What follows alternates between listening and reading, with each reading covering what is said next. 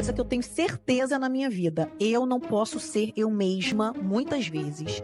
Porque se eu for eu mesma, eu amanheço presa. O planeta não tá preparado para eu ser eu mesma. Eu sendo eu mesma, eu vou presa, eu vou pro hospício. Alguma coisa acontece comigo. Mas eu não fico livre, não. Por que a gente não pode ser a gente mesma? É melhor não, né?